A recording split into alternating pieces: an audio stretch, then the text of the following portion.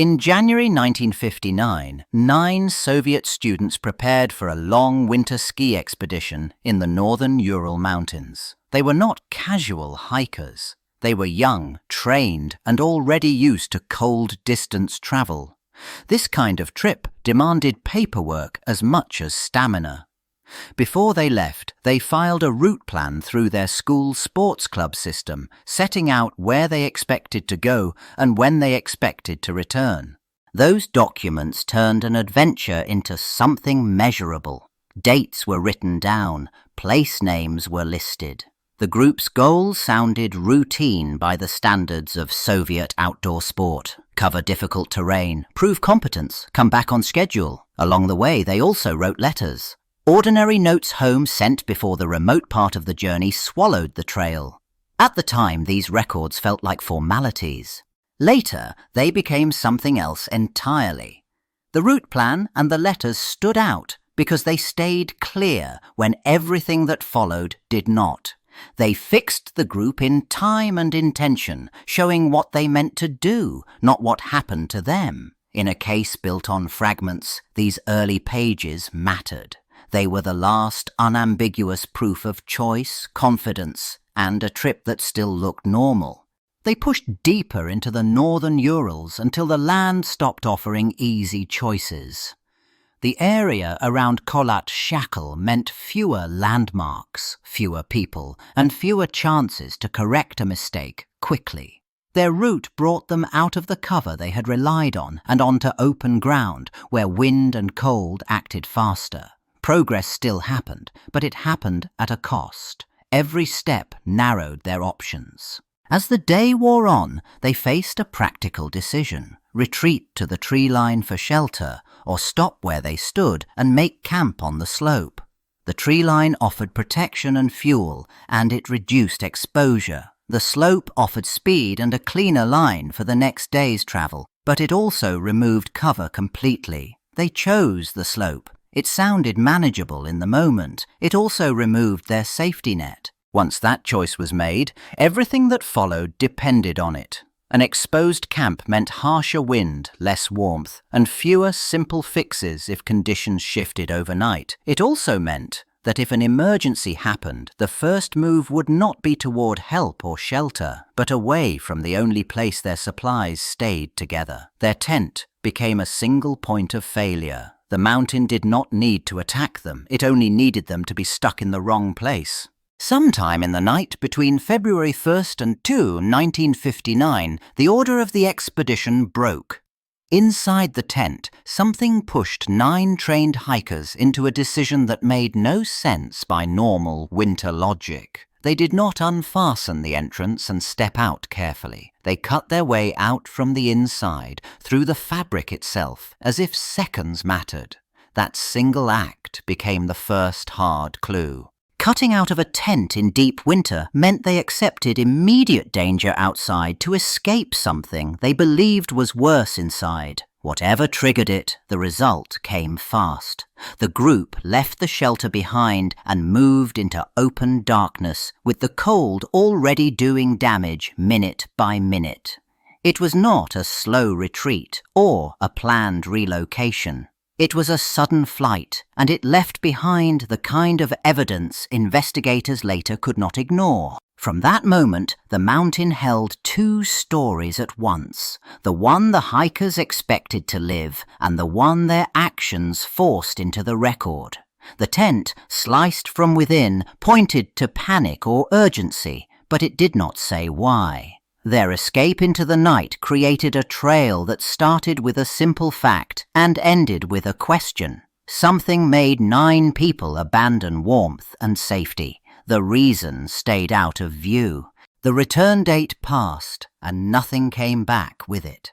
At first, the delay looked explainable, the kind that happened on hard winter routes. But the days kept stacking up, and the silence stopped sounding normal. Families and the Institute pressed for action. What started as waiting turned into organizing. People checked expected checkpoints, looked for messages, and compared schedules. Then the decision landed. A search had to go out. Search teams moved into the area from different directions, pushing through the same terrain the hikers had chosen. The goal stayed simple: find the group, confirm they were alive, bring them home. Instead, the first major discovery answered one question and created 10 more. The tent sat on the slope, but it was empty. Inside, the belongings remained: clothing, supplies, the things nobody left behind on purpose. Outside the tent, the ground told the next part. Footprints led away from the campsite, not in a tight rush back to safety, but out into the open and down toward the lower ground. The trail showed multiple people moving together, leaving behind the shelter that should have kept them alive. That detail changed everything. This was no longer a late expedition. It became an emergency with a clear starting point and no clear reason. The search teams followed the footprints down toward the trees, expecting to find the group together, sheltered from the wind. Instead, they began to find the first bodies near the forest edge. The location mattered. It showed that at least some of the hikers made it off the slope and tried to use the tree line for cover. But their clothing told another story. Several were badly underdressed for that cold. Not far away, rescuers spotted clear signs of a small fire. Charred wood and broken branches suggested someone had climbed for fuel, then tried to keep heat going at ground level. That meant planning, even if it was desperate.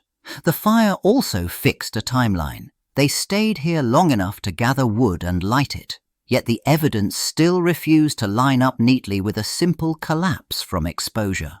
As more of the scene was checked, the contradictions sharpened. If hypothermia was the only enemy, why did some leave the tent without proper boots and coats, then continue moving with purpose? Why did their actions shift from fleeing in panic to building a fire and using the forest as shelter? The bodies near the trees established survival attempts. They also introduced the first unexplained behavior that the cold alone did not fully explain.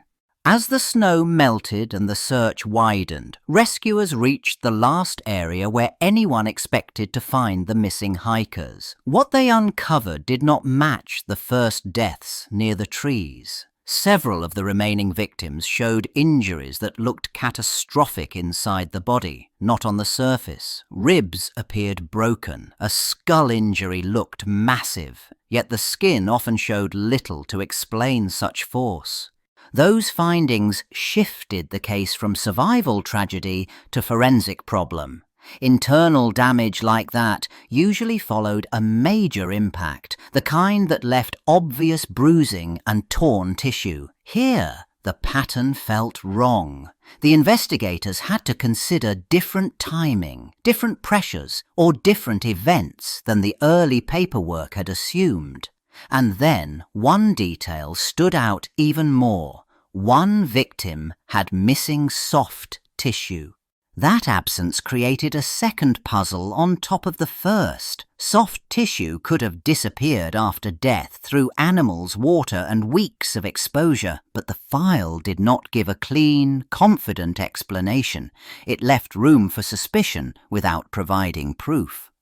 Now the case contained two incompatible tracks: deaths that fit cold and exhaustion, and bodies that suggested blunt force and unusual loss.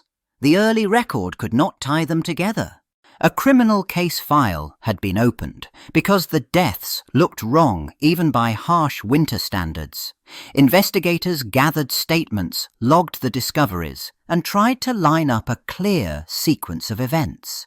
But every step raised a new problem. Some facts pointed to panic, others pointed to blunt force. The file began to grow, then it began to stall because the evidence refused to fit one clean cause. Instead of narrowing to one explanation, the investigation drifted toward a broad label. The official conclusion settled on an unknown compelling force, wording that sounded decisive but explained almost nothing. It avoided naming a person, an accident, or a specific natural event. It also reduced the deaths to a final result without showing the steps in between. The case ended on that phrase, and the work stopped.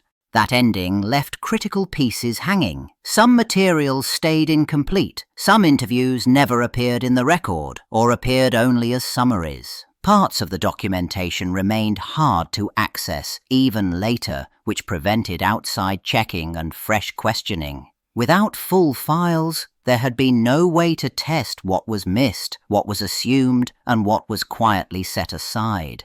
Uncertainty became permanent. In the years that followed, the silence around the file did not calm anything down. It did the opposite. People kept hearing that parts of the record stayed restricted, and they treated that as proof that something had been hidden on purpose. Small details became loaded. A missing page looked like a cover-up.